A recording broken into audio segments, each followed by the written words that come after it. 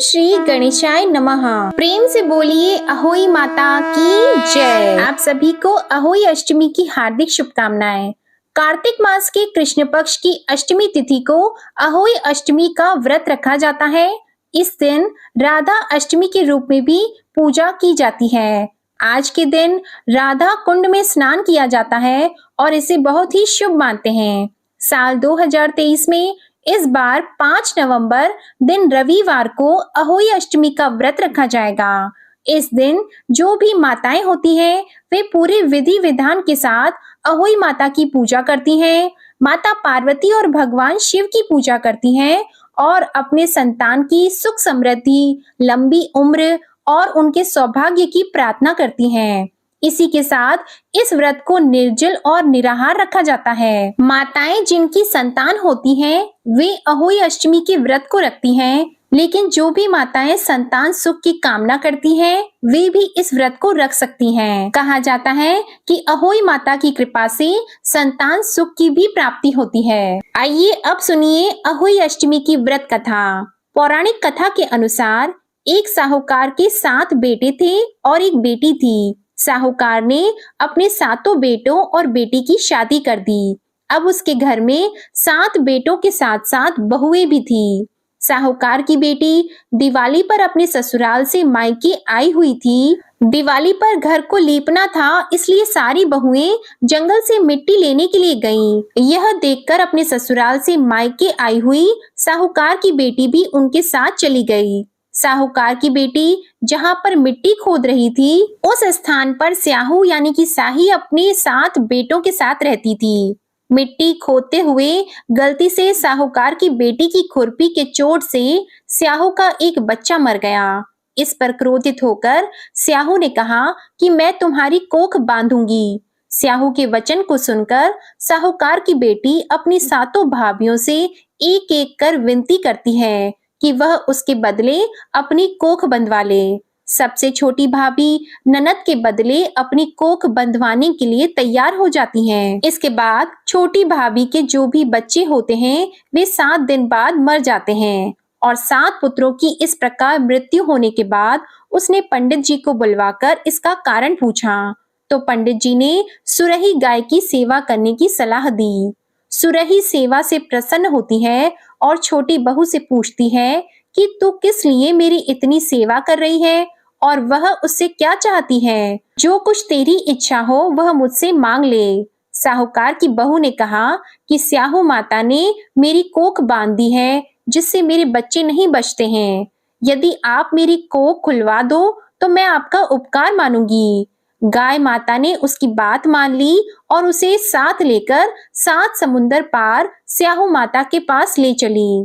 रास्ते में थक जाने पर दोनों आराम करने लगती हैं। अचानक साहूकार की छोटी बहू की नजर एक ओर जाती है। वह देखती है कि एक सांप गरुड़ पंखनी के बच्चे को डसने जा रहा है और वह सांप को मार देती है।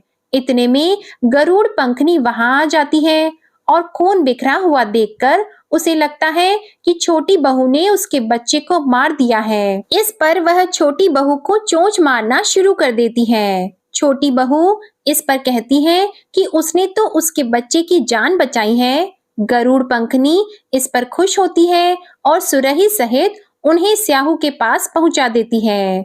वहां छोटी बहू स्याहू की भी सेवा करती है। स्याहू छोटी बहू की सेवा से प्रसन्न होकर उसे 7 पुत्र और 7 बहू होने का आशीर्वाद देती है। स्याहू छोटी बहू को 7 पुत्र और 7 पुत्र वधुओं का आशीर्वाद देती है और कहती है कि घर जाने पर तू अहोई माता का उद्यापन करना। 7 अहोई बनाकर 7 कड़ाही देना।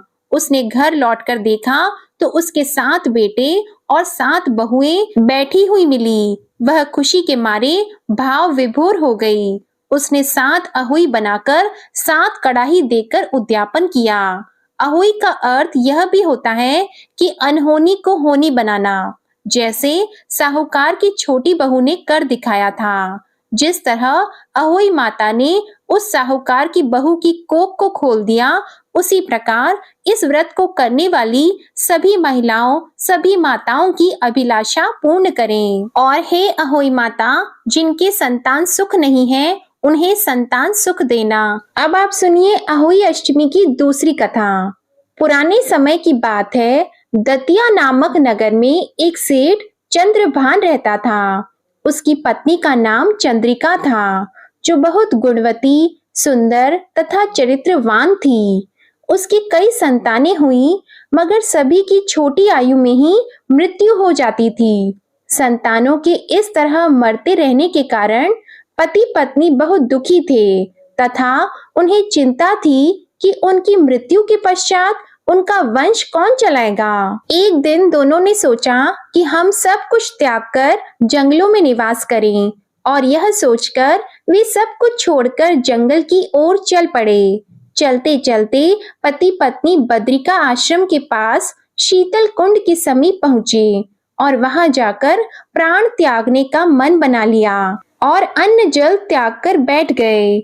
इसी तरह बैठे कई दिन बीत गए तो 7वें दिन आकाशवाणी हुई कि तुम अपने प्राण मत त्यागो, यह दुख तुमने पिछले जन्म के पाप कर्मों से मिला है। सेठ, अब तू अपनी पत्नी से आने वाले कार्तिक मास के कृष्ण पक्ष की 8वीं तिथि को व्रत करवाना, जिसके प्रभाव से अहोई देवी प्रकट होंगी। तुम उनसे अपने पुत्रों की दीर्घ आयु मांगना। व्रत के दिन तुम राधा कुंड में स्नान करना। कार्तिक मास के कृष्ण पक्ष की 8वीं तिथि पर चंद्रिका ने बड़ी श्रद्धा से अहोई देवी का व्रत रखा और रात को सेठ ने राधा कुंड में स्नान किया। जब सेठ स्नान करके वापस आ रहा था तो रास्ते में अहोई देवी ने दर्शन दिए और बोली, मैं तुम पर बहुत प्रसन्न हूँ, तुम मुझसे कोई वर मांगो। अहोई देवी के दर्शन करके सेठ अति प्रसन्न हुआ और उसने कहा कि माँ, मेरे बच्चे छोटी आयु में ही स्वर्ग सिधार जाते हैं, इसलिए उनकी दीर्घ आयु का वरदान दें। तब अहोई देवी ने कहा, ऐसा ही होगा, और अंतर ध्यान हो गई। कुछ समय पश्चात सेठ के यहाँ पुत्र हुआ और बड़ा होकर विद्वान, शक्तिशाली और प्रतापी हुआ।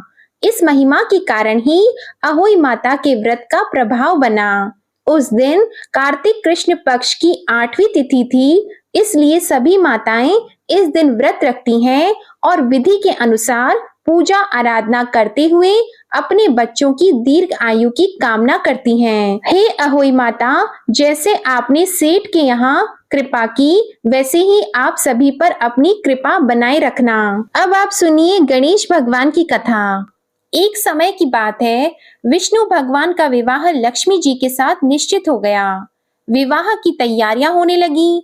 सभी देवताओं को निमंत्रण भेजे गए, परंतु गणेश जी को निमंत्रण नहीं दिया।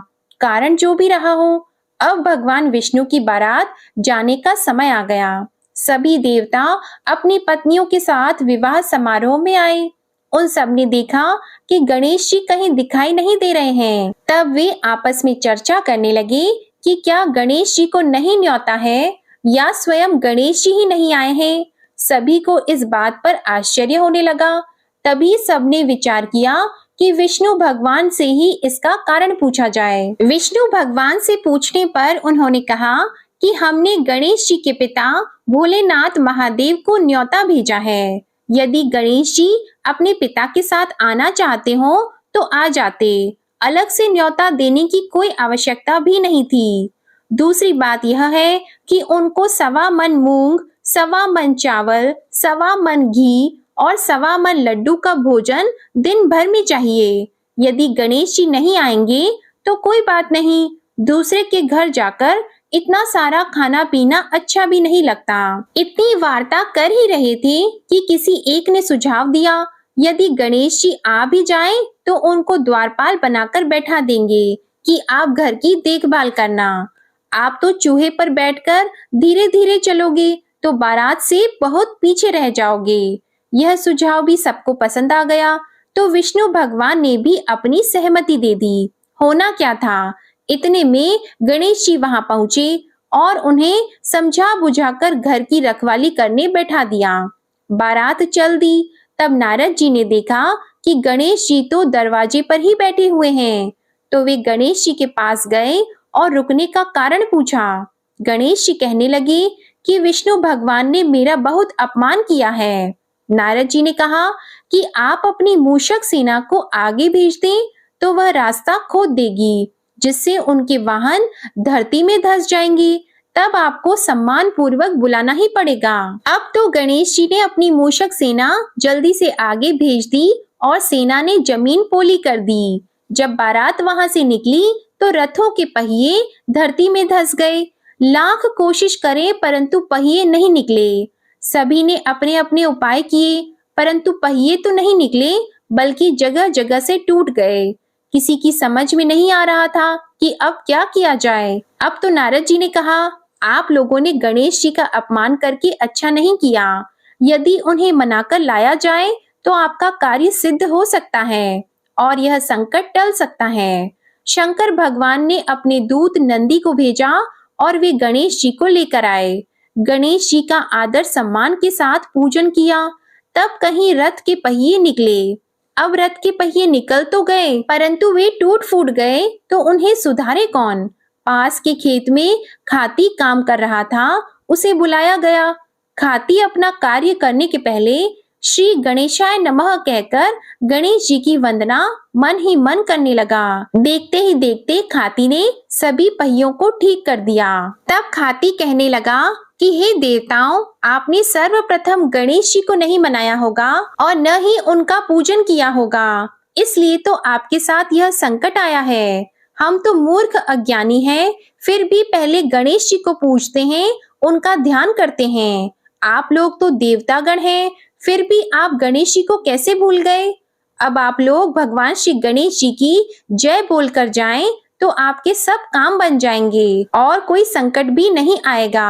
अब सभी को अपनी अपनी गलती का पश्चाताप हुआ और सबने भगवान गणेश की जय जयकार करते हुए और बारात वहां से चल दी और विष्णु भगवान का लक्ष्मी जी के साथ विवाह संपन्न करा के सभी सकुशल घर लौट आए। हे गणेश जी महाराज, आपने जैसे विष्णु भगवान के कार्य को सिद्ध किया वैसे सभी के कार्य को सिद्ध करना। बोलो भगवान गणेश की जय।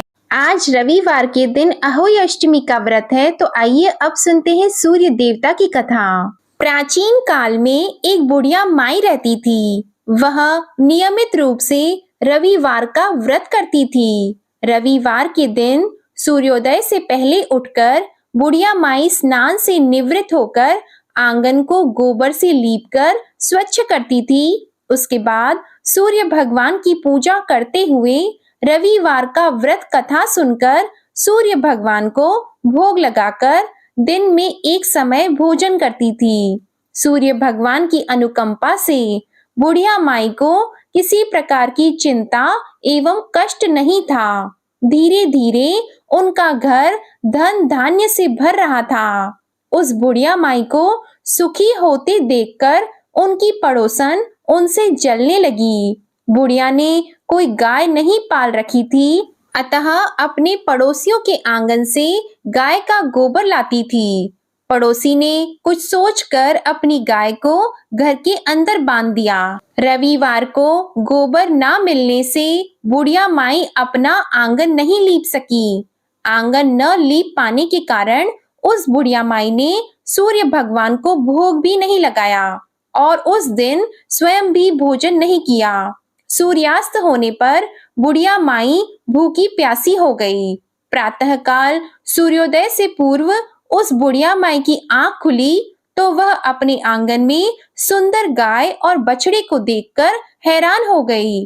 गाय को आंगन में बांधकर उसे जल्दी से चारा पानी खिलाया। पड़ोसी ने उस बुढ़िया माई के आंगन में बदरी गाय और बछड़े को देखा। वह उससे और भी अधिक जलने लगी। तभी गाय ने सोने का गोबर किया। गोबर को देखते ही पड़ोसन की आंखें फटी की फटी रह गई। पड़ोसन ने उस बुढ़िया माई को आसपास न देखकर तुरंत उस गोबर को चुरा लिया और अपने घर ले गई तथा अपनी गाय का गोबर वहां रख आई। सोने के गोबर से पड़ोसन कुछ ही दिनों में धनवान हो गई। गाय प्रतिदिन सूर्योदय से पूर्व सोने का गोबर किया करती थी। पड़ोसन उस गोबर को उठाकर ले जाया करती थी। बहुत दिनों तक बुढ़िया माई को सोने के गोबर के बारे में कुछ पता नहीं चला। बुढ़िया माई पहले की तरह रविवार को भगवान सूर्यदेव का व्रत किया करती थी और कथा सुनती थी। लेकिन सूर्य भगवान को जब पड़ोसन की चालाकी का पता चला तो उन्होंने तेज आंधी चलाई। आंधी का प्रकोप देखकर बुढ़िया माई ने गाय को घर के अंदर बांध दिया। सुबह उठकर बुढ़िया माई ने सोने का गोबर देखा तो उन्हें बहुत आश्चर्य हुआ।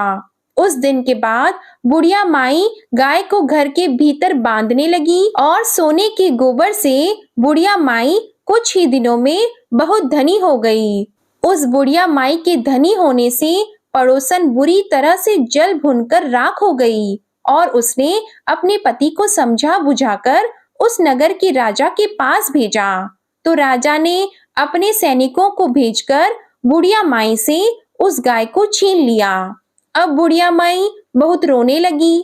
जब राजा ने सोने का गोबर देखा तो उसके आश्चर्य का ठिकाना ही नहीं रहा। राजा ने उस गाय को पूरी तरह से अपना बना दिया। अब इधर रविवार का दिन था। सूर्य भगवान को भूखी प्यासी बुढ़िया माई को इस तरह प्रार्थना करते देखकर उस पर बहुत करुणा आ गई। उसी रात सूर्य भगवान ने राजा को स्वप्न में कहा, राजन, बुढ़िया की गाय और बछड़ा तुरंत लौटा दो, नहीं तो तुम पर विपत्ति का पहाड़ टूट पड़ेगा, तुम्हारा महल नष्ट हो जाएगा। सूर्य भगवान के स्वप्न से बुरी तरह भयभीत राजा ने उठते ही गाय और बछड़ा बुढ़िया को लौटा दिया। राजा ने बहुत सा धन देकर बुढ़िया माई से अपनी गलती के लिए क्षमा मांगी। राजा ने पड़ोसन और उसके पति को उसकी इस दुष्टता के लिए दंड दिया। फिर राजा ने पूरे राज्य में घोषणा करवाई कि सभी स्त्री और पुरुष रविवार का व्रत करेंगे। रविवार का व्रत करने से सभी लोगों के घर धन धान्य से भर गए। राज्य में चारों तरफ खुशहाली आ गई। स्त्री पुरुष अपना जीवन यापन करने लगे। उसी दिन से हर रविवार को व्यक्ति अपने घर की लिपाई गोबर से करने लगे और भगवान सूर्य देव को प्रसन्न करने लगे। प्रेम से बोलिए श्री सूर्य नारायण भगवान की जय। जय हो सूर्य देवता। हे सूर्य भगवान, जिस प्रकार आपने बुढ़िया माई को दिया उसी प्रकार आप अपने भक्तों को कथा कहने वाले, सुनने वाले और हुंकार भरने वाले को देना। जय हो सूर्य देवता।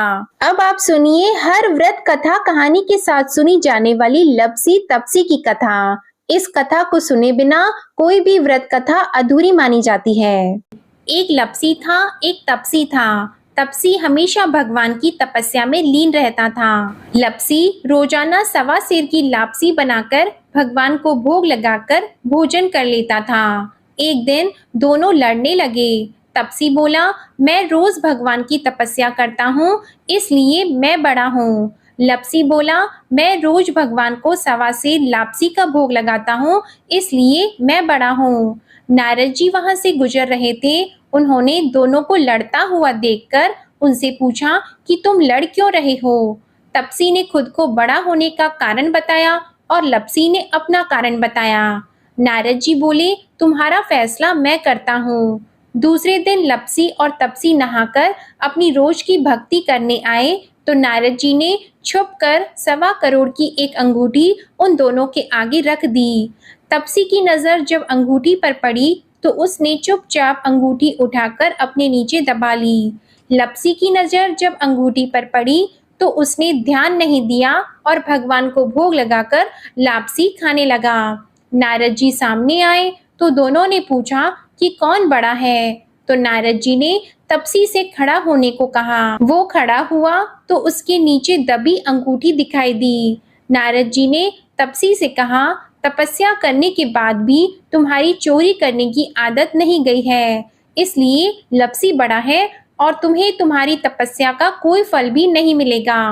तपसी शर्मिंदा होकर माफी मांगने लगा। उसने नारद जी से पूछा, मुझे मेरी तपस्या का फल कैसे मिलेगा? नारद जी ने कहा, यदि कोई गाय और कुत्ते की रोटी नहीं बनाएगा तो फल तुझे मिलेगा। यदि कोई ब्राह्मण को भोजन करवाकर दक्षिणा नहीं देगा तो वह फल तुझे मिलेगा। यदि कोई साड़ी के साथ ब्लाउज नहीं देगा तो फल तुझे मिलेगा।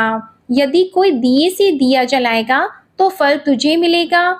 यदि कोई सारी कहानी सुने लेकिन तुम्हारी कहानी नहीं सुने तो फल तुझे मिलेगा। उसी दिन से हर व्रत कथा कहानी के साथ लपसी और तपसी की कहानी भी सुनी और कही जाती है। आइए अब सुनिए अहोई माता की आरती। जय अहोई माता मैया, जय अहोई माता, तुमको निस दिन ध्यावत हर विष्णु विधाता। जय अहोई माता ब्रह्माणी रुद्राणी कमला, तू ही है जग माता। सूर्य चंद्रमा ध्यावत नारद ऋषि गाता।